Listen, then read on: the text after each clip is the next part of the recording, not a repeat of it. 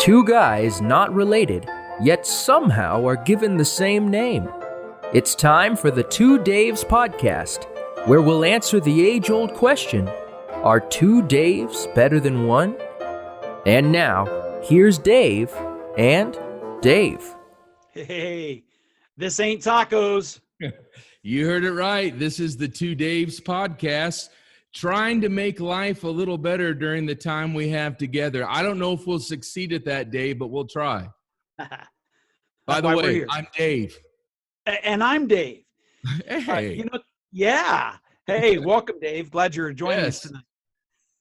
You know what? Tonight, we have some great stuff going on. We want to talk about some lessons. You know, Dave and I have been in ministry collectively for over 60 years. And so we've learned some things over the years. And we got some lessons tonight, or maybe I should just say some stuff that we've learned over the years that we'd like to share tonight. I feel old now. You are. You know, I remember being one of the youngest pastors in our district. And I remember just kind of sitting around people who had been in ministry for a long time and just trying to soak in all of that knowledge and that wisdom, you know, and now that I'm that age, I'm wondering why I don't have all that knowledge and wisdom. But anyway, we've learned. We lose it, man. You lose it. Yeah. No. You know, we're just going to kind of introduce ourselves to our audience, whoever they may be. Yes. And we're just going to have a good time doing this. So, you know, I was thinking earlier, Dave, that a common phrase that we hear is "you can't fix stupid." And no, you can't. Not even with duct tape. Yeah, that's right. That's right. And before we bring our guests on tonight, I think it'd be kind of fun to read some articles that we kind of found on Facebook, on other areas of the internet, maybe some newspaper. For those of you that are 30 and younger, a newspaper is like, you know, it has words on paper that you buy. And anyway, whatever. I remember. So, Dave, let me ask you something before we go into this. Sure. What's the stupidest thing that you've done or said or seen in the last 6 months? The stupidest thing that I have done or said or seen in the last 6 months? Yeah. Well, you know, we just got through with the presidential elections. No, I'm not going to go. I'm not going to go there. Let's see. Actually, I feel really stupid about something that happened the other night at work. I wash dishes at a restaurant part-time in the evenings. And so the other night, there was a customer that was coming out of the restroom area, and I was headed back to the dish room, and the customer said, oh, excuse me, I'm sorry.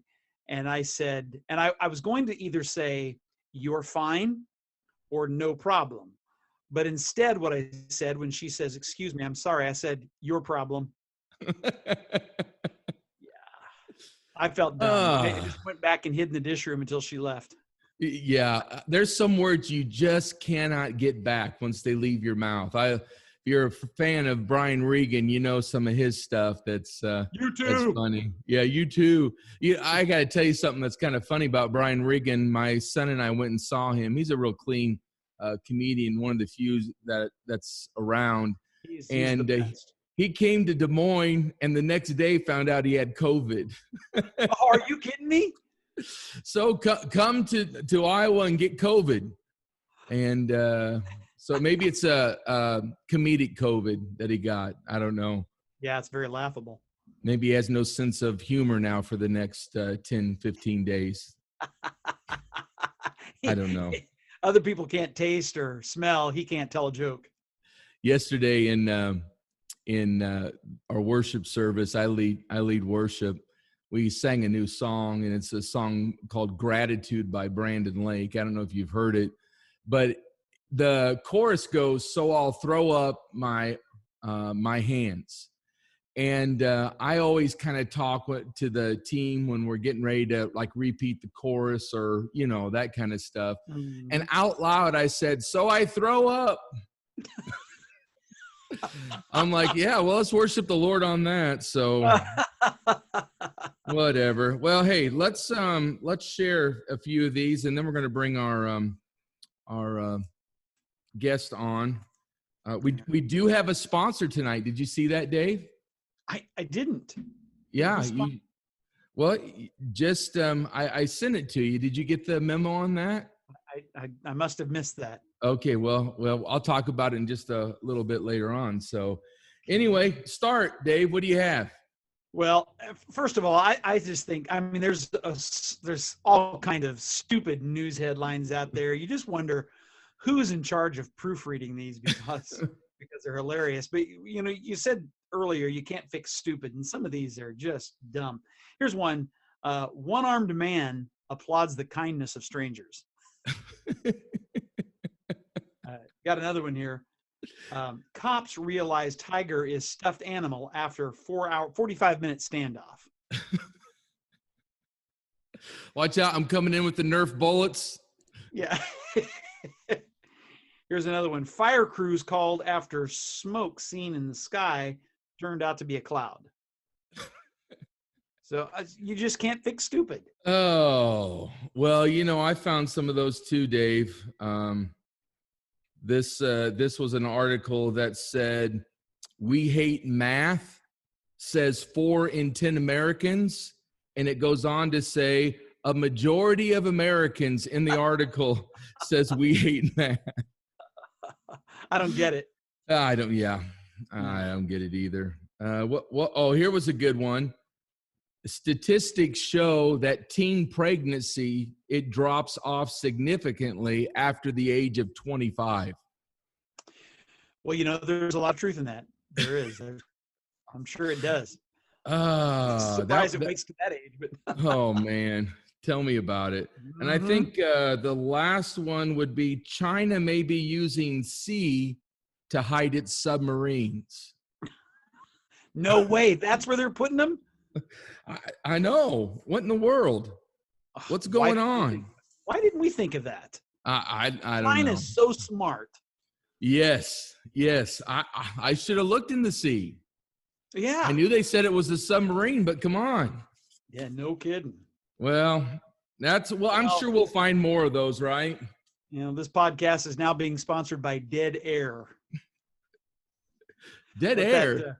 Yeah. Let that awkward moment of silence always be a reminder that interruptions are a part of life. Deal with it. I never heard of Dead Air before. You've never heard Dead Air? Oh, I have when I preach. I mean, there's a lot of dead air when I preach. So I've heard you preach before. So. Well, I'm going to. We have our guest tonight, and our guest is. Our guest is our guest. Our guest. Let's do that. Is Dr. Dennis Niles. He was president over Trinity Bible College and Graduate School for 13 years, 44 years of pastoral ministry. That almost equals how much ministry you and I have done together. I'm kidding, Dennis. He recently left a very going church to plant a new church in Humboldt, and where most people would be enjoying retirement. This is in Iowa. Where's he and his Humboldt? wife, huh? Where's Humboldt? Humboldt is about almost 100 miles, almost straight north of Des Moines, a little bit to the west, but it's north of Fort Dodge, about 16 miles, north central Iowa. It's not the end of the world, but you can see it from there. Pretty close. Now, you know, we're not done introducing you. I've got this long list that you sent me, so I'm going to have to read through it. So here we go. He's also been married for over 50 years to his wife, Joan. They have 2 children, 4 granddaughters, and a partridge in a pear tree, I believe. Yeah. And also, here's something that many people might not know. Dr. Niles also served our country for 23 years in the Iowa Army National Guard. He was a field artillery officer. So when his wife comes home, he's hiding behind the couch with a Nerf gun, practicing all that he learned. He retired as a lieutenant colonel, and he served in Missouri, Iowa, and Alaska. But here's the most important thing about Dennis Niles is that he's been our friend for many years. And we appreciate you being our first guest on the Two Daves podcast. How does that make you feel, Dennis? Oh, I tell you what, I'm pumped already. All right. I didn't know I was that good. Oh, man. Yeah. Well, you know, we only bring on special people on here. That's good. It's because two special people are running it. So anyway, first of all, we want to thank you for 23 years of service to our country, for your sacrifice and dedication that you gave. And secondly, thank you for being a great example of what a follower of Christ should look like and what a great spiritual leader should be. Thank you. Thank you very much, Dave. And we do mean that. You didn't send that to us. You didn't send anything. So, hey, how long has it been since you've seen Dave over here? Oh, my goodness. It's been years. It's, gads, I'm not sure if I could even, maybe 15, 20 years. Probably. I don't know. It's been quite a while. We left Iowa right after 2005. So, yeah, it's probably been at least 15 years. So. Well, we were in North Dakota in 1995, and that would have been 10 years prior to that. So it looks like it's about 20, 25 years now. Oh, wow. Wow. Okay. Ooh. You know, Dennis, I have a question for you. On a scale of 1 to 10, 10 being the high, 1 being the low, what kind of pastor do you think Dave was? Oh, man. Boy, you loaded that baby up with a full charge. You don't have to answer it. You can just email me later on. Okay, I will do that. You know, maybe I better get a question in. Why don't you answer that, Dave? Yeah. This is going to be the One Dave podcast after this one. Yeah, that's right. Dennis, I do have a question for you. I'm just wondering why at this stage in your life, when you could be, sitting on a beach in Florida with your wonderful wife, Joni, love Joni very much, used to work with her many, many summers at camp over the years in Iowa. But why are you starting a new church plant instead of enjoying the retired life? Well, I don't know. That may go back a little bit to how I'm put together. I'm kind of a type A type person, and I was leading an incredible church, and it started to sort of grew in our hearts and our minds among our leadership. What do we do next? I mean, we could keep on doing what we're doing, and everybody's going to be happy, but how do we reach people? What's the best way to do that? And as far as I'm concerned, I think the best way to do that is start a church. And so anyway, we began kind of a process. It was sort of an informal process of looking around and where should we start a church? And Humboldt really rose to the top very quick, mainly because it was a county seat town. It was healthy, had its own school system, very solid system. A lot of good things on Main Street, an industrial base. Of course, we're just surrounded with some incredible farm land and everything like that. And we looked at the religious side of this thing and really took a hard look at that and realized that in this community, really in this whole, or in the county, I should say, there was really one good, solid evangelical church for 9,800 people in the county. And so taking that in mind, and we did some survey stuff and things like that to kind of help us along in this. And we discovered that 8,300 people on any given Sunday morning are not in church. Mm-hmm. So that looked like a mission field to me, and convinced the leadership at Faith to, let's get behind this, let's do something about this. And so we launched the church. And that was 3 years and about 4 months ago. We started in the high school auditorium. Our first service, we had 275 people. Wow. Which was just stunning. Yeah. But if you know anything about church planting and everything, you realize that within 6 months, half those people are going to be gone. and it continues to dwindle a little bit.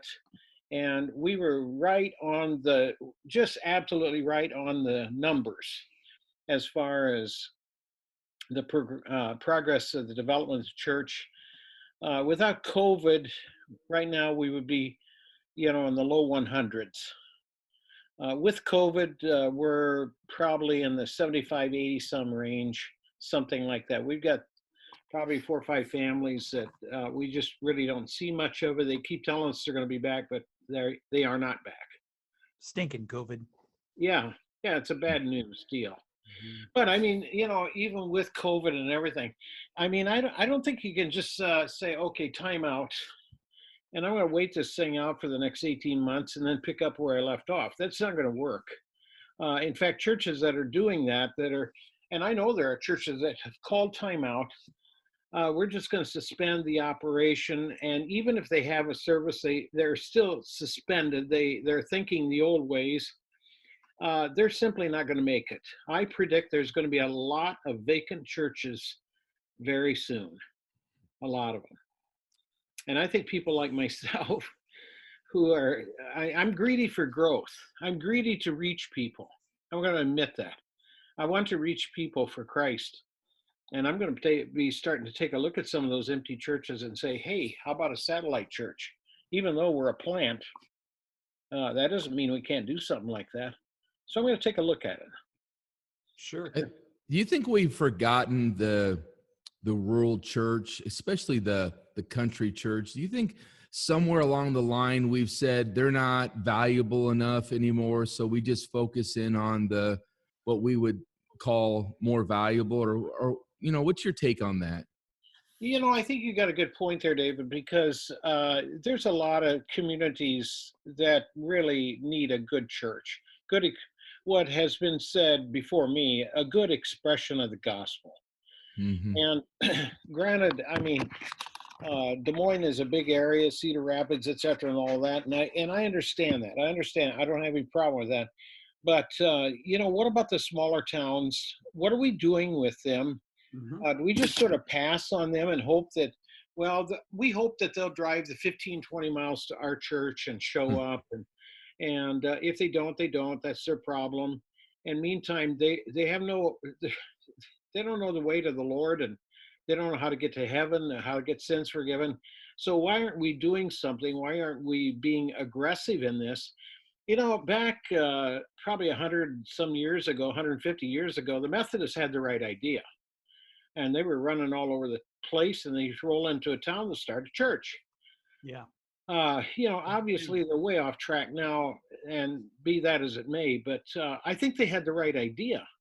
Mm-hmm. And I think that's why, there's a couple towns around me I think they're going to have empty churches. These towns are about 800, 600. What if you had a church in that town that, say, ran around 100, 125? I think you got a pretty good deal going. And you may be the only, in one of these towns that I'm talking about, you would be the only church in town. Huh. And I think if you said, this is our community church here, you're going to get people showing up. Yep. That'd be 15 to 20% of the town. Yeah. I mean, you want 15% of Marshalltown, I'd take it. Yes. I know you too. Yes, yeah, definitely. That's great. I did pretty good on that because I don't do math very well. I don't know. I don't know if you knew this, but we were reading about things that you just can't fix stupid, Oh, yeah. And we were reading some articles that people wrote, and it said a majority of Americans say that they hate math. In fact, 4 out of 10 Americans say they hate math, and they say that's a majority. So 4 out of 10? 4 out of 10. Wow. Yeah. All right. Anyway. They must work for the government. I was going to say, I think they were counting ballots, weren't they? They were counting ballots. And we're not a political show. No. Sure. Before we talk about, some misconceptions tonight, you started it, so we're going to just kind of keep going with this, talking about possible COVID impacts on the church. And when we talk about church, Dave, a lot of people think church is the building, right? Right. But, the church is the individual and the corporate body. So, Dennis, when we think about that, how, what are the lasting impacts or possible impacts upon the church from COVID, how we've dealt with COVID?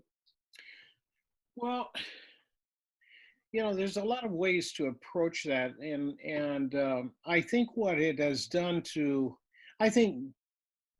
let me put it this way. I think pastors that want to be resourceful, want to be genuine shepherds, and are continuing to desire to reach people, I think they're going to find ways, whether it's digitally or whatever it is, small groups or whatever. They're going to explore a lot of things and try to engage a lot of things to try to continue with what they believe is very important. And in some ways, COVID is going to allow us to sort of do a reset for the church. We may be able to go back to ground zero and just start again.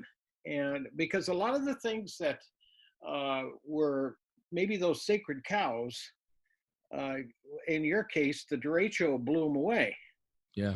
And they landed over in Cedar Rapids, probably. That's right. But I think there's an opportunity for a reset in some things in our church and everything, and we start with a blank slate, and that's an exciting thing. That's almost like a church plant. Yeah. Because you don't have to stumble around over history and some things like that. You can go right back in and say, look, let's do these things. Let's try these things. Businesses are when businesses thrive, it's because they've decided to do something to counter whatever's out there in the market or something like that. And so they have found a way to do that. And we need to do the same thing.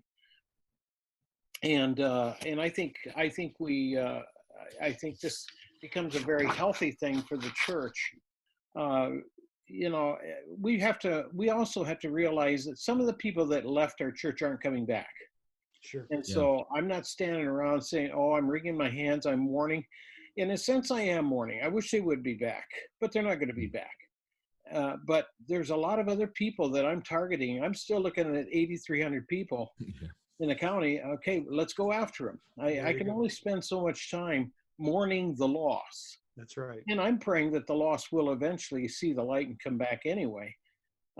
So that's why, 2020 is going to be a marker in church history. That's all there is to it. There's no question in my mind. It's going to be a marker. And a lot of things are going to take on some new meanings. A lot of things we're going to redevelop context for doing ministry and some things like that. This week, we're sitting down with some of our leaders. We're not very happy with our digital presence. And so we're going to try to figure out, listen, what do we need to do? In fact, I'm talking with some people that really know what they're doing tomorrow. And what about locally? What are we doing with some small groups and things? We've got some going. We need more going. We've got, these may not be in the common thing of, XYZ small group, but we've got to get people engaging. One other thing, Dave. Which Dave you talking to? Dave or Dave? I don't want to shortchange either one of you. So when I say Dave, I mean it's okay. It's the generic Dave. It's the generic Dave. But I think we've got to keep our eye on the mission. What's our mission? Yeah. My mission is not. I react to COVID and stuff like that, but that's not my mission. Right. My mission is to reach people for Christ. Yeah. It's helping people to grow in a relationship with Christ. That is our mission statement, in fact. And I don't want to forget that. That is going to guide me. And I have to be presenting that. I think that's something you present every time you stand in front of your church. And pretty soon your church starts catching on. That's what we're here for, too. And how do we fit into that and all of these things? So that's why I think this is a year to reset. And well, Dennis, I appreciate your optimism. I mean, I hear do a lot of too. pastors who are struggling during these difficult days, and it's refreshing to hear just such an optimistic outlook from a pastor who says, "Yeah, this is what we're dealing with, but we're moving forward." So, And when somebody who's been around for a while. yeah, yeah, that's for sure. I think, back in my military days, um, I went through a lot. I mean, a lot of leadership training, and then had the opportunity then to actually put it to work. This was not just theoretical stuff sitting around a classroom or something. You had to put it to work. And one of the things, and there are many, obviously, but I think this whole idea of mission, this whole idea of leadership is absolutely critical right now. It's Yeah. always been, but I think when you put people under stress, you find out where their breaking points are, where their weaknesses are. And that's not necessarily bad. And that's not necessarily, I'm not saying that in a critical sense, but when we find out breaking points and stress points, those are the areas that we need to really pay attention, strengthen those areas in our lives, and perhaps even gather people around us to make sure that we don't break. And I mean, I know pastors today. I've talked with some. They just throw up their hands and say, "I'm done." Yeah. I think that's preventable. By and large, I think a lot of that's preventable. And so, and I've worked with soldiers and everything like that, and I can guarantee you, we've been in situations where there's plenty of stress, a lot of it, and you really fairly quickly find out kind of what you're made out of and how that's going to work. And so I think there's a splash over into the church there. That's for sure. I got a story to share because what you said just sparked something. I hope that's okay, Dave. That's okay. My oldest. I'll just be over here taking a nap. No, I love your stories, Dave. Yeah, thanks. My oldest and his wife came home for Christmas, and Your oldest what? my oldest son, sorry. Okay. Yeah, and daughter-in-law came home, and they wanted to take an afternoon to go do some Christmas shopping before and look around. And so we went to Ames and downtown. Have you been to downtown Ames at all? Me? So, yeah. You know the Main Street Ames? Not lately. Have you, Dave, at all? If I have, it's been many years. Well, it's like almost going back in time. And there's one store there that was called the Hobby Store. Now, I don't know about you, but every small town in Iowa had to have some kind of hobby store. You go in, buy the model airplanes, the model trains, all those things. And I walked in, and the door was open. It said, "We're open 7 days a week." And there was about 4 or 5 of us in there. I had not been in a hobby store since I was little. And the owner came out, and here's a guy that's probably in his 60s. And I'm like, "How are you making it through COVID?" And it's always interesting to hear him. And he says, "I'm not like some of these other places. They're closing their doors and all that." He says, "I'm passionate about what I do." And I'm like, "You're passionate about what you do? What do you do?" And he goes, "Well," he says, "I've had to learn how to sell my product differently." And he says, "I go to shows in Chicago and Philadelphia." He says, "I have a list of people that are wanting to look for certain models and whatever." And he says, "I call them." He says, "I'm using eBay and all kinds of stuff." And he talks to his customers and doing it. I said, "How long have you been in business?" He says, "Well," he said, "I took over after my dad retired." And this is the oldest store on Main Street, and they're thriving. And you walk in, and it's like going back in time, but he has to be making a difference, and he's still open. And he has a joy about what he does. I thought of that, and then in talking with you tonight and just hearing this, I'm thinking, when we lose our passion and when we lose our joy for what we're doing, we might as well hang it up. And his mission is to sell those hobby products to people and give them what they want. There's a satisfaction in that. And so, that's my little story right there. That's great. Well, Dennis, we have an interesting topic tonight that we thought, with all your years of experience, we could deal with. And it's misconceptions about living the Christian life. And we've come up with 10 misconceptions. Of course, it's not all inclusive. So perhaps 10. After we discuss the 10, if there's anything you want to throw back in there, that'd be fine too. But what do you think, Dave? Yeah, I mean, a lot of damage can be done by believing in misconceptions. People can have misconceptions about a person, about a corporation, an organization, whatever. And if you believe in those misconceptions, especially when it comes to God, there's misconceptions about God, what it is to be a Christian, what the church is. And I'm always reminded of this thing that I would call exception to the rule mindset. Now, work with me on this if you would. What we want to do in America is we'll take like a teacher who had inappropriate relations with a student in middle school or something like that, or we'll talk about a pastor who stole money from someone, or we'll talk about a president who had a illicit relationship with a intern, or you name it like that. And what we do then is we make everybody fall under that kind of mindset. So all teachers are bad. All presidents are bad. All, you know what I'm saying? Yeah. It's the exception to the rule. Dave, you're over there sitting. What do you think? I'm sorry, I wasn't listening. No, I'm sorry.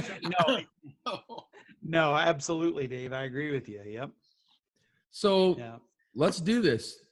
You start with the first one, Dave. What some misconceptions about the Christian life? All right. Well, here's one of the misconceptions. Once you become a Christian, God will solve all your problems. You won't have any more problems as a Christian. And a lot of new Christians are shocked, when that first trial comes along or a serious crisis hits. And a lot of them begin to question whether or not they're truly saved, if they're truly a Christian, because they have, and sometimes that misconception is communicated to them outright by someone who says, come to Christ and all your problems will be solved. And that's just simply not true. And the Christian life is just not always easy. We're still going to face ups and downs. We're still going to face challenges. Yeah, we're going to face joys, but we're going to have problems and troubles to overcome. And there's several things in Scripture that talk about that and how to deal with it. And specifically, I'm thinking of 1 Peter chapter 4. It says in verses 12 and 13 from the NIV, "Dear friends, do not be surprised at the painful trial you are suffering as though something strange were happening to you. But rejoice that you participate in the sufferings of Christ, so that you may be overjoyed when his glory is revealed." So what are your thoughts about that misconception? Well, I tell you what, there's no question in my mind at all. Reality checks are going to come at you, whether you're Christian or not a Christian. And I'm not exactly sure where these people pick up this idea that it's a freebie ride from here on out. It's really goofy. You're still going to face problems. Jesus himself said to his disciples, he said, look, you're going to have problems. You're going to have tribulations in this world. Jesus said that. Now, there's probably some TV guy out there saying, oh, come to Christ and everything's, it's easy street from here on out. Well, that's certainly not true at all. Not true. There's no truth in that, in fact. That's just confusing. One other thing I think of, when I was growing up, when I was in high school, and even when I was in college, I raised sheep. So, which is really something that every pastor ought to do. Because sheep teach you an awful lot about congregations. But I always had lambs, usually in January and February, cold months. And that old mama would have a couple lambs, I didn't just go out there and say, okay, go ahead, take off. No, half the time we were bringing them into the house and getting them warm and everything else, nurturing them. That's my job. When somebody comes to Christ, I don't just say, well, hope you're back next Sunday. I'm going to try to do something to encourage them and strengthen them. They're going to get hits head on right away. And then it's not going to wait until next Sunday either. Mhm. And so I think we have a shepherd's responsibility here to help those sheep and some of the even the old ones, even some of the old sheep need a little help once in a while. I think, I had this. I should quit telling you all these crazy sheep stories, but sheep are not just they don't seem to be incredibly bright, and half the time sometimes I go out and here's some dumb old sheep over here got its head in the fence and can't get it out. And Sounds like Dave. it'll stand there and die. Yeah. So I go out, I work it out, and I want to take a stick and whack it. And my shepherd staff. And but anyway, I think you're right, David. Yeah. Yeah. We're all sheep, We really are. and boy, I sometimes am the best sheep there is. So I've had my head stuck in the fence too. yeah, me too. I mean, Yeah. Me too. Dave, you know what a fence is? A fence is where there's two posts and never mind. I'll talk to you later on he's about from that. Kansas. They Maybe you don't have can- any fences in Kansas. No, they don't. They have stones out there. That's right. I want to ride to the range where the West commences. you know, there was music tonight. yeah, well, not good music, I can tell you that. So even in the world though, there's no guarantee in a worldly sense. No. Where in the world do people come off thinking that you do this without the Lord, that there's a guarantee that everything is gonna, it's gonna be coming up roses? I mean, it's not even in the world. No. Worldly people even know that tragedy and sorrow and suffering comes. And so when we come to the Lord, it's like it's the biggest misconception out there that once I say I do, it's like saying I do in your marriage. I say I do, and then you live happily ever after. I don't know about you, but I mean, I'm grateful for my marriage, but it didn't mean I didn't have any trouble or stupidity or, I've gotten my head stuck in the fence several times in my marriage. So, Takes work. yeah. Takes work. But you got books out there today that say your best life now. Uh-oh. Be prosperous, on and on it goes.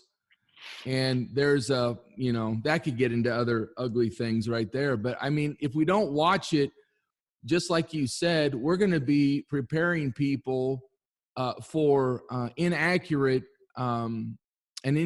life with God. It's going to happen. David, when Joan and I came to Christ, we were witnessed to in our home by some evangelism explosion people. And we were not in the church habit at that time.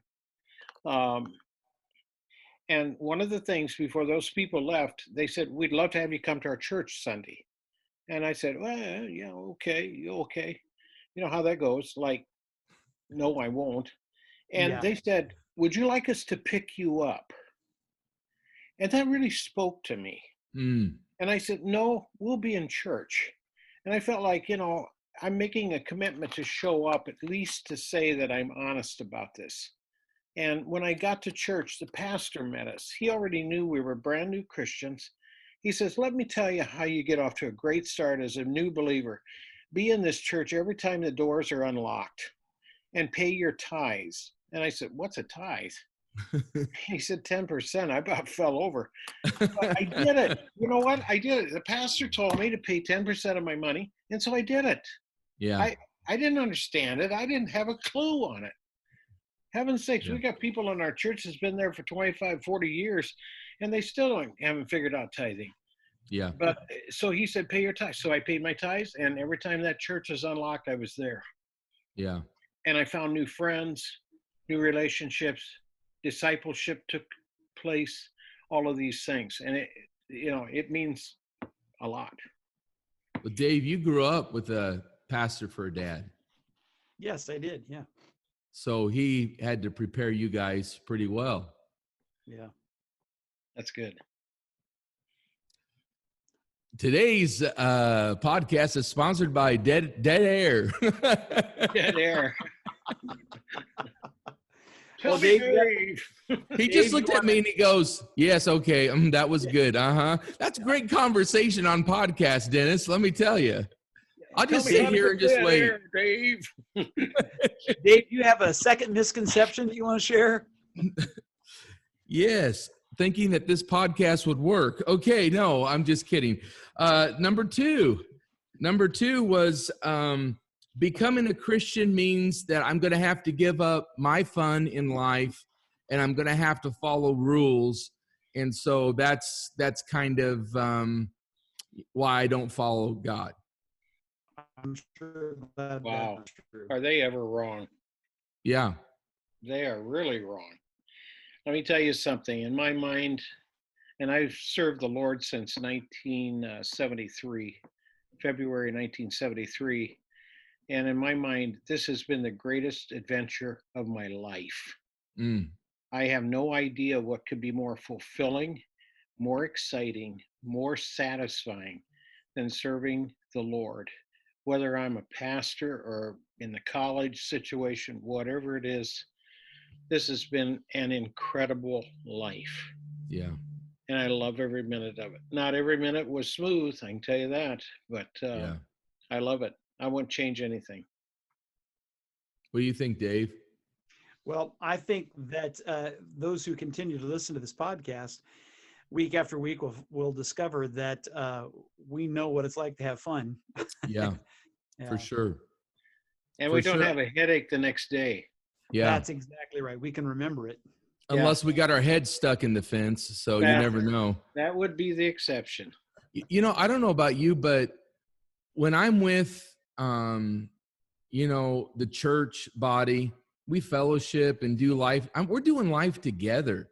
When I'm with my friends that we're talking about the things of God and we're laughing because we just look back and go, God has to have a sense of humor himself. And I'm just, the world has a lot of stuff there. You can have some fun in the world, like going to a ball game, and I have fun playing golf and stuff like that, but that doesn't really bring satisfaction. This kind of fun brings satisfaction. Mm-hmm. Mm-hmm. It sure does. And I think it gives you a great sense of peace too. And satisfaction and peace. Maybe they're almost like cousins. But you have that wonderful sense of peace and satisfaction that, boy, I tell you what, I don't know how you could possibly beat it. Dave, did you come out of legalism at all? Yes. What when you look at you're funny. When you look at that, I mean, I think that's kind of where people sometimes get that this is all about rules. Right? Yeah. You can't do this. You can't do that. I mean, kind of expand on that, would you? Well, I'm 54 years old, and I still find myself struggling with that legalism, with the rules. And I found that when I came to Christ, I came with nothing to offer of my own. It was only God's grace that he offered me. And now that I am a Christian, I tend to want to now offer what I can do and, what I can do for him. And Paul said much the same thing. He says, now that you've come to know Christ by grace, why are you going back now and trying to do this thing by works? Yep. I still struggle with that all these many years later, that we're not saved by the rule. We're saved by grace. We're saved by God's grace alone. And yes, now that we're saved, we are going to be different. We're going to act differently, but that's not because we're trying to follow a set of rules. It's just simply because we're changed. We're a new creation, and a new creation is going to do some things different than the old creation did. Yeah. Thank goodness, right? Yeah. I mean, my relationship with my wife, and I think we're all married here. So we said the vows, but the vows were not a list of rules. vows were based upon our love for one another and our love for God. Yeah. Mhm. And But even Charlotte does have a lot of rules for you now. yes, she does, but it's all right. I'm used to those. But I want to love my wife and I want to do things for her because I love her. And I think that's one of the things, this personal relationship with Christ is based on faith and love. God so loved the world that he gave his only begotten son. And then the first commandment is to love the Lord God with all of your heart, soul, mind, and strength.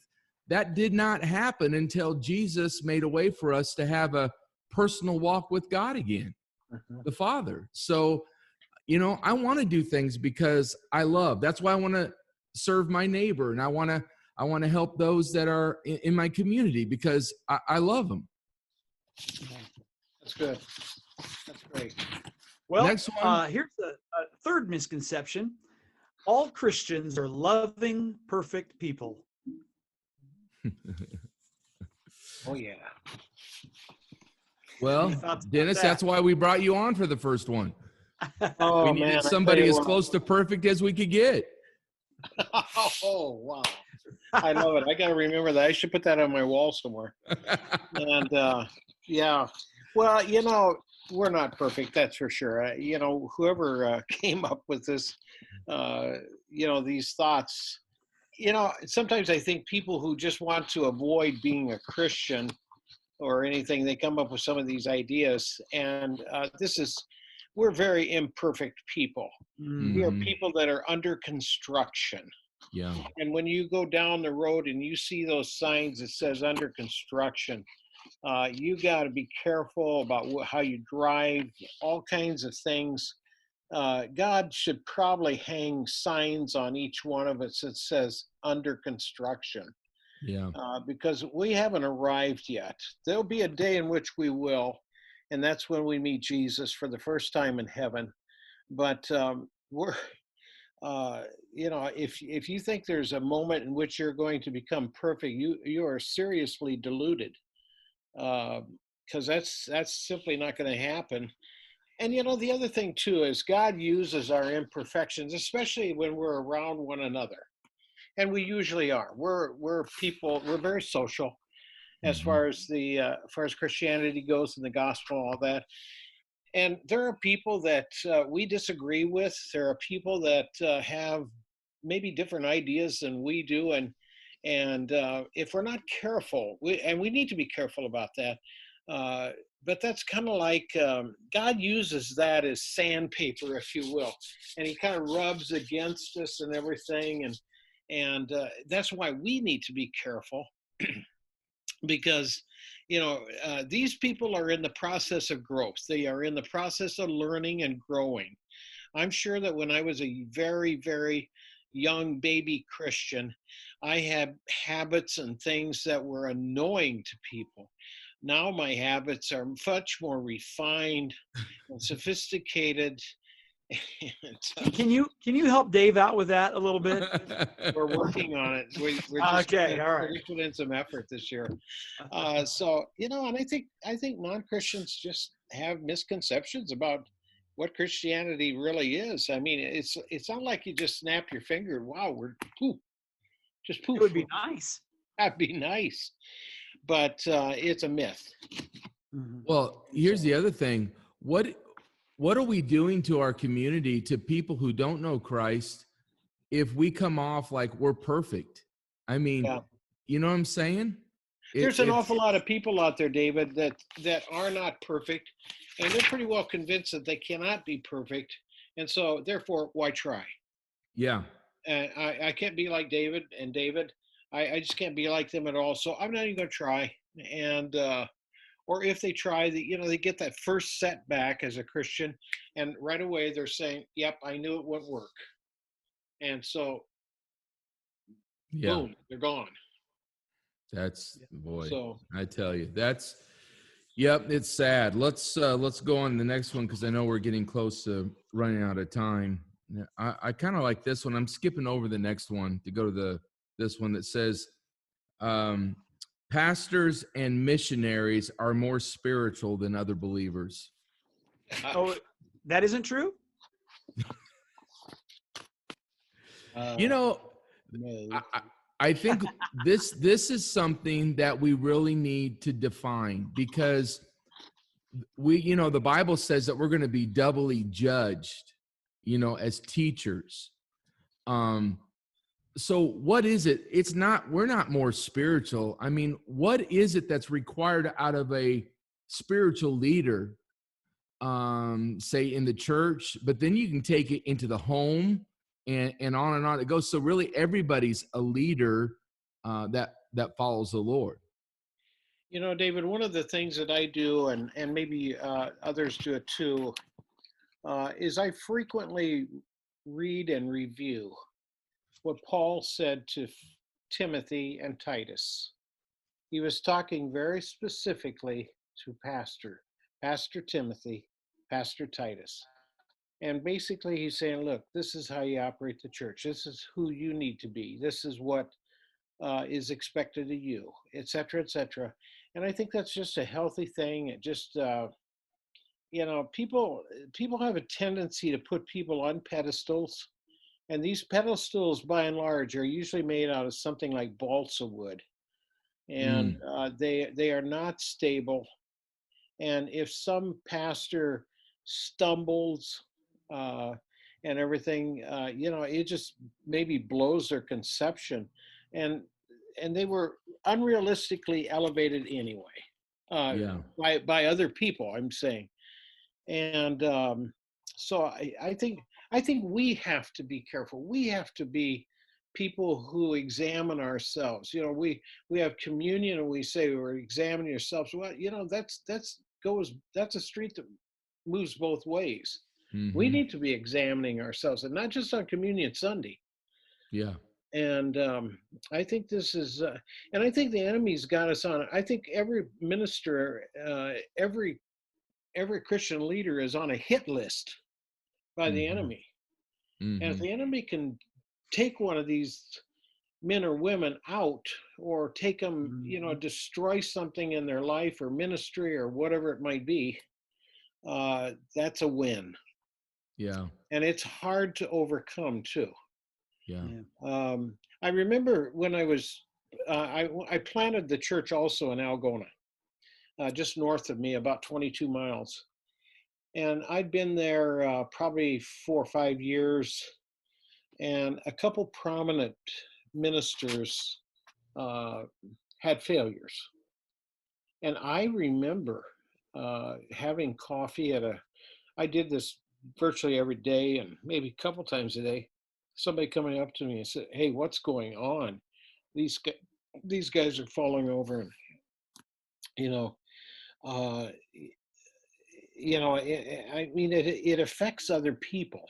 Mm-hmm. And it's just something that I think we just have to guard our hearts very carefully.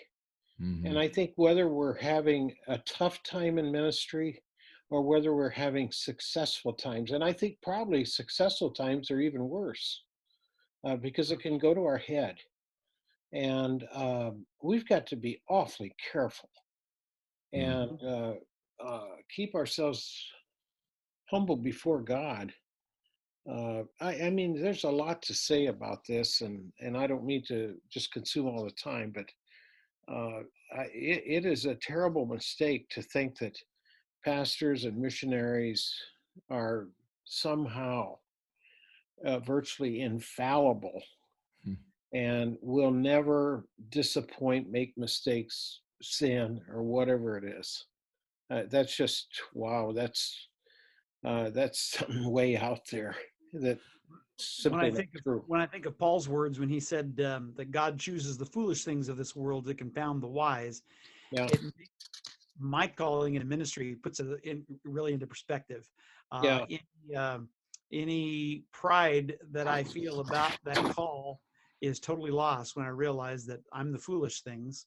Yeah, good point. To confound the wise. So. Excellent point. Yeah. Yeah, I can kind of understand how people get that way, because I think of my dad, and I was an only child, so reserve your comments for later on that. But I think of my dad and my mom, but particularly my dad. I never thought he ever did anything wrong. Hmm. And it wasn't until later in life I realized he was a man, and he had, I'm sure he had struggles and issues as well. Mm-hmm. And so it's just, I think our friend, Jan Grace, Dave, Mm-hmm. Jan Grace. Yeah, I know. He Jan. wrote a book, and you're just hitting on it, Dennis. It's called Picked Off. Picked And off. he's talking about Yeah. that the enemy wants to pick off the spiritual leaders, and so we have to be on guard. And the enemy doesn't fight fair. I don't care what people say. The enemy does not fight fair. David, I remember some time ago I was on the presbytery board here in Iowa, and we had a minister that had a moral failure. And I remember one of his comments. He said, I thought since I was successful, I could get away with it. Mm. That remark has stayed with me for a long time. Yeah. And, that's, wow. I mean, that's just, how do you get yourself into that position where you think that somehow I'm successful enough, I can get away with this form of sin or whatever it might be? Right. It's an unguarded heart. Yeah. And an unguarded mind that it kind of moves in that direction. I think it's just, it's sad, but it happens. Yeah, that's true. So, well, Hey, listen, we've had what? Go ahead. Go ahead, Dave. Well, I wanted to skip down to one of these misconceptions that I've been wanting to really hit tonight before we close. As a Christian, you should not associate with unbelievers. I think that is a misconception, because you see, the longer a person has been a Christian, longer a person has followed Christ, the fewer friends they have who are not Christians. So someone who's been in the church for, say, 40 years, all of their friends are Christians. How do you reach the lost if you're not friends with the lost? Good point. That's a common misconception that maybe you could address. I think sometimes too, as church leaders, our church continues to expand and everything, and so we continue to expand programs. The lights are burning every night in the church and everything. We got all kinds of people busy all over the church. But wait a minute, when do they have time to go out and have coffee with their sinner friends? Yep. I call it cheeseburger evangelism. It works really good in the late spring, summer, early fall. When you throw on the cheeseburgers, invite the sinful neighbor to come over and eat supper with you. You don't have to initiate any conversation. They will do it for you. Yeah. They will eventually get around to asking you some kind of question, and you can just you don't have to give them the 4 spiritual laws in the first visit. Give them just a little teaser. Yeah. They'll come back and eat cheeseburgers with you. Yeah. And eventually you'll convince them, okay, I'll come with you to your Easter program or whatever you got going. Okay, I'll try that. I'll try it. I'll let my kids come or something like that. I used to have coffee every morning at 6:00 with 5 other sinners. I did this for several years. And out of that bunch of 5 sinners, on at least, I don't know, I would say 3 or 4 of them, I had the opportunity to speak to them about the Lord privately, and I had the opportunity to pray with them privately. But I drank a lot of coffee. Yeah. And not all of them are saved yet, that's for sure. Yeah. But Jesus did not resist the sinful people. Right. I mean, anybody that's read the one out of the 4 Gospels could figure that one out. That's true. Yeah. That's true. Good point. You know what? I'm hungry. Honey, can you make a cheeseburger? On the grill, I'm hungry right too, now. man. I can smell it. I can smell it. Yeah. Oh, man. Oh boy. Well, there's probably 1,000+ misconceptions that we could deal with, but this was a good conversation. I appreciate you, Dennis, coming on and sharing with us and giving us some insight. And we just love spending time with you. And thank you for being our first guest. Yeah. David, let me go back to something that we kind of had a bit of a conversation on early on. And I know each one of us search for answers. There's days in which we say, I don't know what to do. I don't know how to approach this or whatever it is. I've recently, just in the last several days, I've thought about that early church. Jesus said, stay in Jerusalem till you receive power. Okay, we will. They received power. Peter preached, 3,000 people get saved. Not a bad day. Yep. And they still didn't know what to do. Yeah. So they just met together and they had communion together and they shared together and they still didn't know what to do. But the one thing that they did do, and they got it right, because they didn't have any textbooks on how to build a church, how to lead one, how to grow one, multiply one, or anything. One thing they did know how to do, they prayed. Yeah. Mm-hmm. And when they prayed, the place was shaken. The Holy Spirit began to speak into their hearts and lives. And the next thing you know, they're scattering all over the world. Yeah. And those who turn the world upside down have come here also. Mm-hmm. And that has to be in our minds as we set our hearts toward ministry in these days. That's true. That's great. so true. That's a good word. Yeah. That's a good word. Dave, anything to say in closing?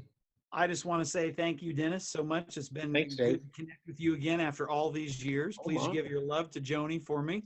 I will do that. All right. I'll be happy to do that. The next time the two Daves will podcast, we're just going to be chatting together and finding so that you can learn a little bit more about us. So I hope everybody can listen. That'd be great. Yeah. That'd be great. That'll be great. So what do? We sing now? It's the doxology or something like that, or? Well, we tried to keep singing, politics, and I don't know what else out of our podcast, but we've accomplished both of them already. I was going to sing my favorite hymn. It's "Drop Kick Me, Jesus, Through the Goalpost of Life." Ooh, that feels good. If Dave, if you don't want to do that, that's fine. Oh man, you know what? You've been watching and listening to the Two Daves podcast. We'll see you next time. Dave, see you later. All right. Bye, Dave. Thanks, Dennis. Bye, Dennis. Bye, guys. We'll see you. Thanks.